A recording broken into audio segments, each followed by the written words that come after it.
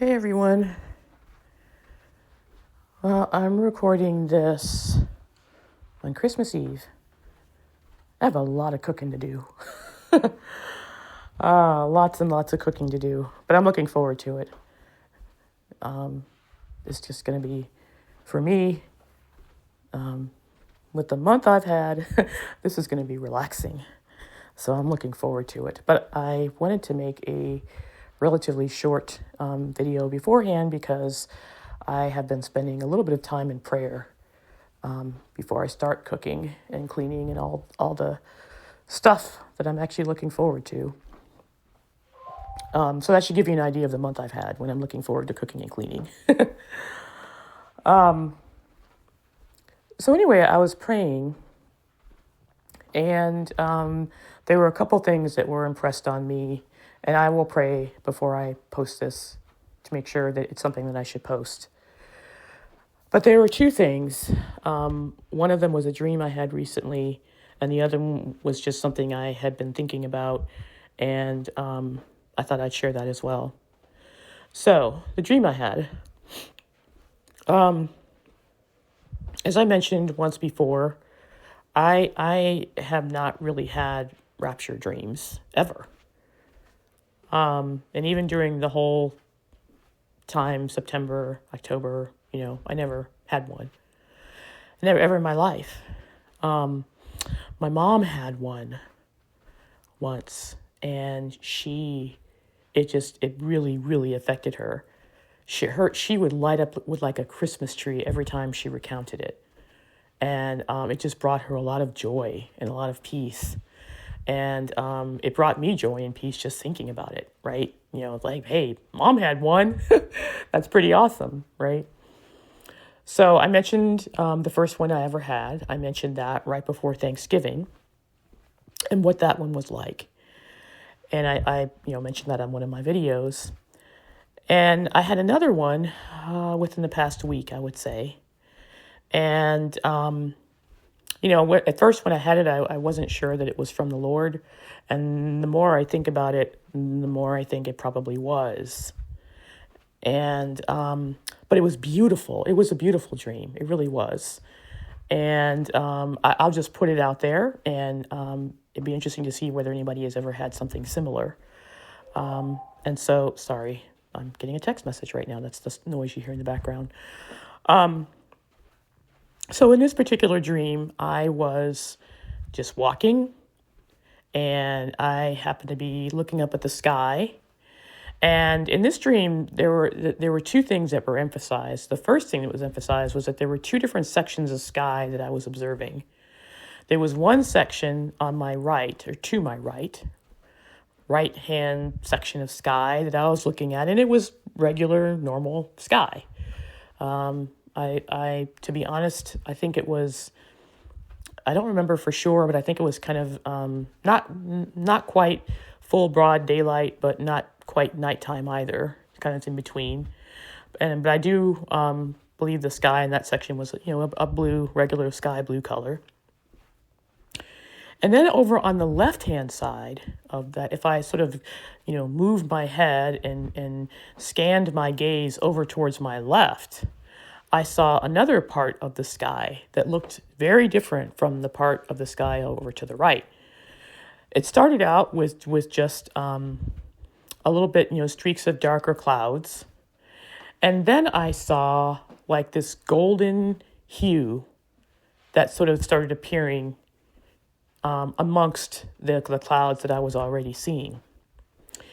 And the more I looked at it, the more it took more of a three-dimensional appearance to it.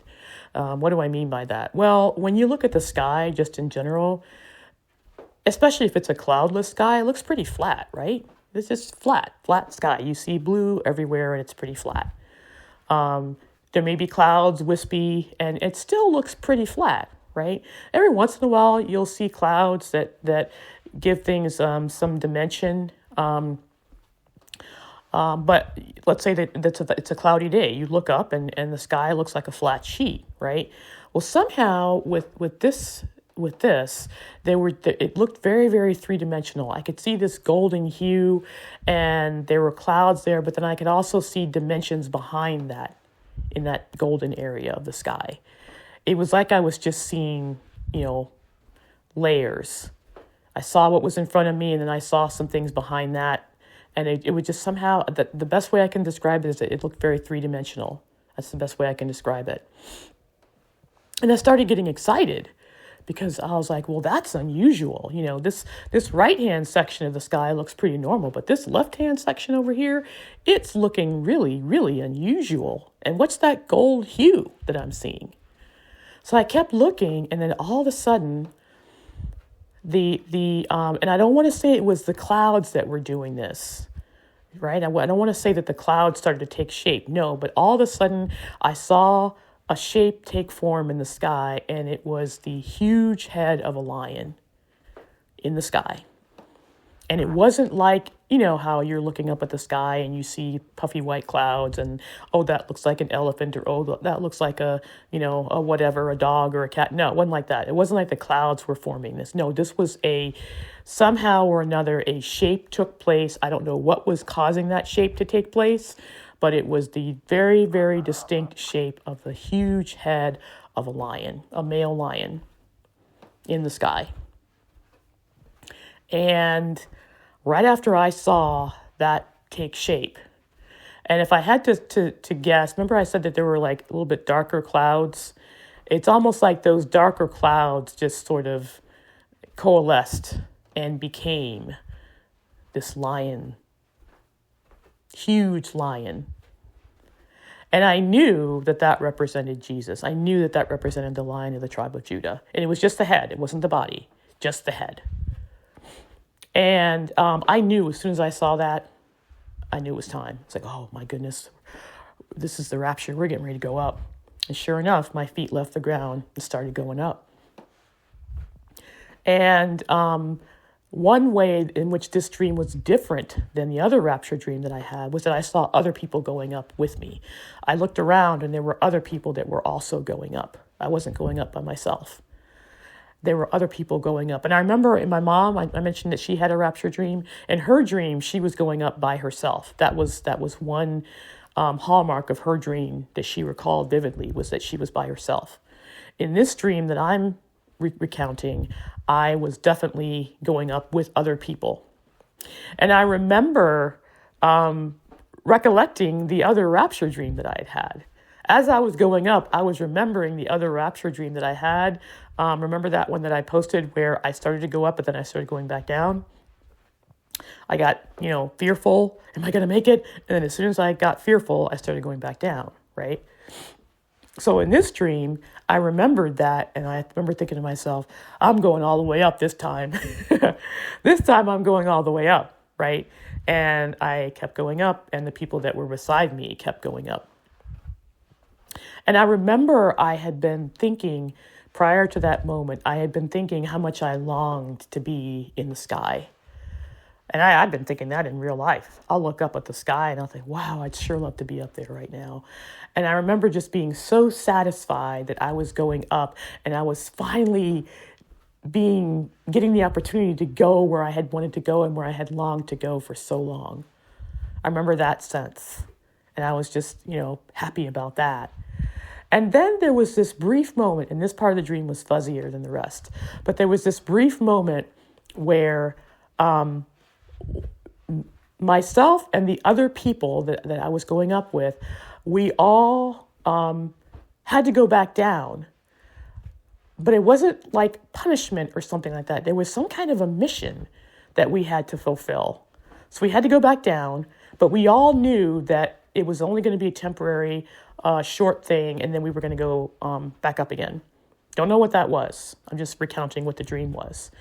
None of us were worried or scared or concerned. There was some type of mission that we had to fulfill. And we knew we had to do that, and then we were going to go right back up again. So that was the dream. And those were the elements. I'd say, one thing I've learned about dream interpretation from John Paul Jackson is a remarkable minister. One of his main ministries was dream interpretation and understanding dreams and visions. I've learned a lot from him. And one of the things that I learned was you have to kind of identify the main hallmarks of the dream. And so I would say that the main hallmarks were, one, the head of the lion. That was huge, right? That was like a sign to look for, was the head of the lion. That was a major piece. The other major piece in this dream was that I wasn't alone, right? That was another hallmark. Another hallmark was that, just this sense that we were going. We were going. We had, quote unquote, made it. We were all going. That was another hallmark. And then the last hallmark was there was some kind of a mission. So those were the major points. If I was to do a bullet point list, a PowerPoint presentation to present this dream to a listening audience, those are the points that I would bring out. So I'm just putting that dream out there. I'm not going to give it any type of interpretation or place any value judgment on it. Just going to state that I had that dream. Would be curious if anybody else has had something similar at some point in time. The last thing I would mention is something that I was thinking about recently, because I've been praying a lot about. I went back and listened to the entire Exodus story, because I thought to myself, well, if we're in an Exodus, wouldn't it behoove us to go back and listen to that? What actually happened during the Exodus? What actually happened during that time? Went back and listened to the whole thing. I listened to what happened with Pharaoh, what he did. I actually went back and saw some research on different things that people have discovered about who the Pharaoh was during that time. And interestingly enough, on September 16th, there was an article that was put out there by the Daily Mail, I believe, that was referencing this papyrus that probably some of you have heard of. I had never heard of it before, but it was a papyrus that has been around for quite some time, Egyptian, and it's basically an external reference to what people believe are the plagues in Egypt, like an external witness, extra biblical. And there was some new interpretations or some new thoughts on this particular papyrus that actually apparently came out on the 16th of September of this year. And of course, it harkens back to the Exodus. It harkens back to that time. So I've just been doing some research on that and just learning some things that I never knew before, in addition to going back and reading the biblical account. And that's been good, because it's been kind of keeping me focused on, this particular period of time and what we're all going through right now. And this morning I was thinking about that some more. And I always go back to, additionally, to the parable of the 10 virgins. And I think about them a lot and what that parable might mean. And I know that many people have thought about it. Many people have ruminated on it, etc. And, it's almost 2026. And there are people that are talking about, high watch dates in 2026. Some are talking about high watch date, Christmas Day, different things. And I think that a lot of people are fatigued, right? I think that's probably the case. And I was thinking about and praying about, what that means, right? I know myself, ever since September, there have been a lot of things that I have kind of pulled back from, detached myself from, and a lot of, elements that we all take for granted as part of living in this world. I've detached myself from, just because I've been so focused on this, right? It's just been kind of a natural process, but it actually has surprised me a lot, because there were certain things that I was very, very focused on prior to this that I haven't been focused on recently. And that surprised me. Now, there have been some elements of my life that I have to keep focused on. There's no way I can't. But when I have moments to ruminate and to think and to study, it's usually about this, right? And so Of course, when you have fatigue, you start thinking to yourself, okay, maybe I should reevaluate, maybe I should rethink, maybe I should kind of dip my toe back into the waters that I used to that I used to swim regularly, right?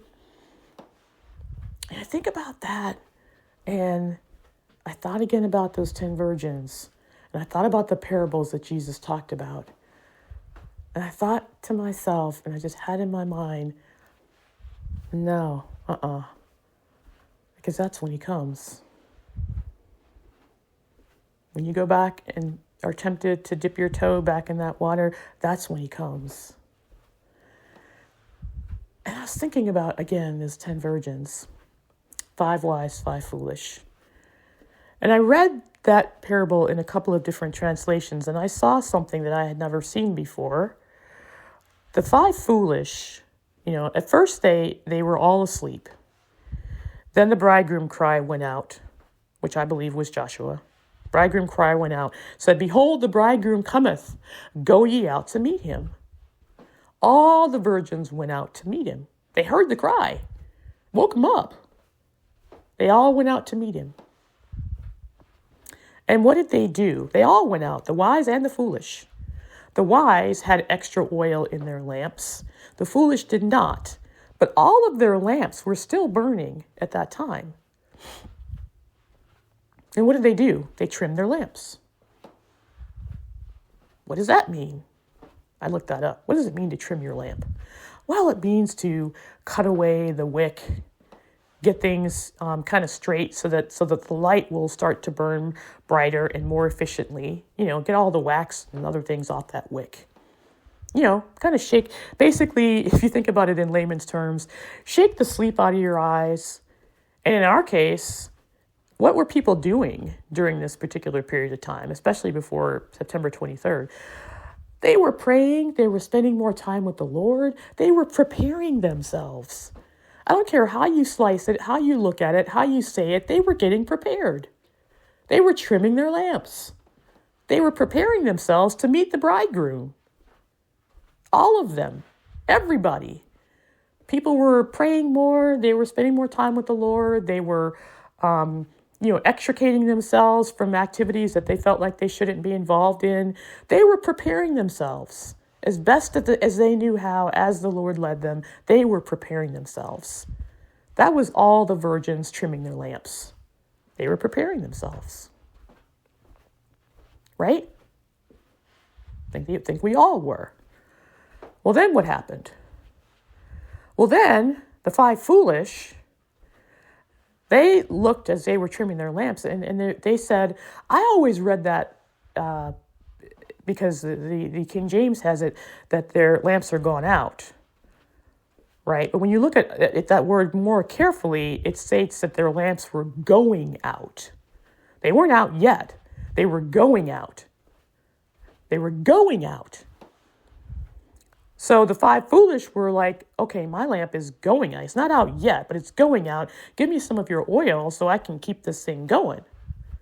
Well, the 5 wise, as we knew, had extra oil. So here's where the division starts occurring. The bridegroom hasn't come yet. All the virgins have had time to prepare themselves, but he hasn't come yet. There's a gap in time there. He still hasn't come. And the foolish are saying, my lamp is going out. So the foolish have an option at that point because the wise have made it clear, you're not getting any of our oil. We need this for ourselves. We are going to be ready no matter what. Whether he comes right now or whether he comes later, we have enough to keep ourselves going. You guys over there don't. So the foolish had to make a calculated decision. Their lamps were still burning. If they thought the bridegroom was coming instantly, like right away, they could have taken their chances and said, well, my lamp is still got oil in it. It's still got, still on. He could come in the next microsecond. I don't want to risk it. I'm going to go in there and be ready with these other 5 virgins here next to me, right? They could have done that. If they really thought that his arrival was any second, they could have done that. But they didn't. They chose to go back out to where they were buying and selling so they could get more oil. What was their calculation? They didn't really think that his arrival was imminent, or they would have gone in with the 5 wise. Their lamps were still lit. They were going out. They weren't out yet. They didn't really think that his coming was that imminent. They thought they had time to go back and buy more oil. What else did they do? Think about that in layman's terms of our time right now. What are people doing? What did they do?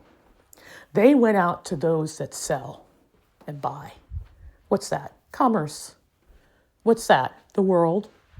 They went back out into the world. They took their eye off the prize. They had all gone out to meet the bridegroom. They were all laser focused on meeting the bridegroom. And what did they decide to do? They took their eye off the prize. They went back out into the world. They did what Jesus talked about in the chapter right next door, where he talks about the servants who say to themselves, "My Lord delayeth his coming." They go out to eat and drink with the drunken. They go back out into the world. They take their eyes off the prize. They go back out into the world. They start dipping their toe back in that water. The things that they were doing before, I might have been witnessing before, or I might have been, trying to keep up with my YouTube stuff. But I got time, right? I'm not as motivated as I was. Things aren't going the way I thought they were going to go, right? I'm going to go back out and just resume. I'm going to resume my previous existence. I can't keep this up. I'm going to resume he'll come when he comes. I'm going to go back. I'm only human. I can't keep this up. I got this, and this to do. I put all these things on hold. I got to take these things back up off the shelf. I'm going to go back out to those that buy and sell. As soon as they left, he came. He came. That's when he came. And the door was shut. The door was shut. So if I had to guess, I don't know. I just feel like that's where we are right now. I feel like that's painted a picture of right where we are. So, I'm going to try and pull my little toe back up out of the water. Keep my eye on the prize. Because at such a time ye think not, the Son of Man cometh. Right? That's it. Got to go do some cooking. Thanks for listening, and Merry Christmas.